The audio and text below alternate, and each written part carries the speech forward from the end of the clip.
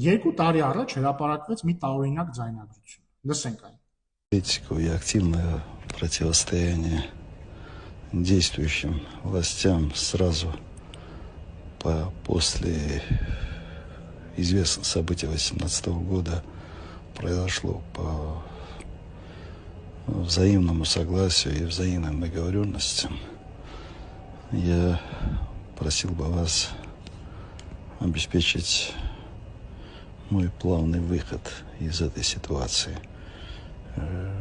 Жить и работать здесь, в Армении, под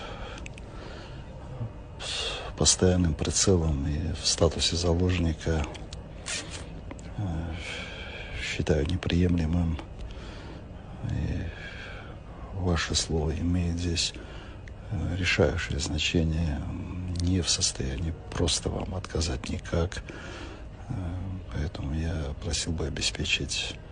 мой плавный выход из этой ситуации. Այսպիսի խայտարակ բաներ։ Հիմա ես մի քանի հարց ունեմ։ Առաջին, ում է դիմում ձայնագրության մեջ լսվող ձայնի տերը։ Ով է նրա տերը։ Ով էր նրան 2018 թվականին հրահանգել, հրամայել գալ եւ մտնել Հայաստանի քաղաքական դաշտ։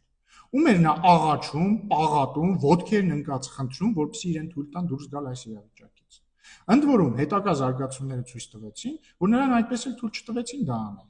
Նրան ասացին՝ «Նյետ», դրա համար էլ մարդը մինչև հիմա անգամ տանջվում այն ինչ-որ ելույթներ է ունենում, ընտրությունների է պատրաստվում, ոդկաստ է անում։ Այսինքն ստրուկի պես անխիղճ կերպով շահագործում են այս խեղճ մարդը։ Հաջորդ հարցը. Կարող պարզվի ռուսաստանցի օլիգարխիներն են նույն մարդը, կամ նույն մարդիկ, կամ նույն կենտրոնը հրահանգել, հրամայել գալ եւ մտնել Հայաստանի քաղաքական դաշտ։ Կարող պարզվի ինքը, բայց երբ որ ասել է, բայց ախր ես երկհաղաքացի եմ, ես տեխնատու չեմ կարող լինել, ասել են ոչ, կգնաս եւ կանես այն, ինչ մենք քեզ ասում ենք, արա։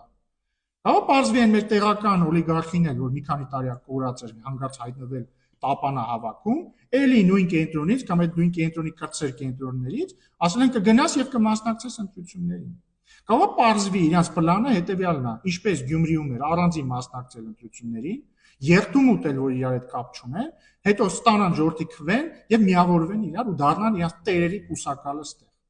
Չգիտեմ, հարցեր։ Բայց այս հարցերին մենք բոլորով պիտի պատասխանենք հունիսի 7-ին։ Մենք պիտի պատասխանենք, մենք ուզում ենք անկախ երկիր, թե ուզում ենք այնպես, ինչպես եղավ Լեռնային Ղարաբաղում, երբ որ իրանք եկան իշխանության եւ 10 օր հետո ստորագրեցին Լեռնային Ղարաբաղի լուծարման փաստաթուղթը։ Որտեղ իրենց պլանը նույնն է՝ գալ Հայաստանում իշխանության եւ ստորագրել Հայաստանի Հանրապետության լուծարման փաստաթուղթը։ Մենք դա նրանց թույլ չենք տալու։ Այս ուժեղ թույլիկներին, այս օտար ուժերի կուսակալներին, այս տեր ունեցող փոքրիկներին մենք դա թույլ չենք տալու։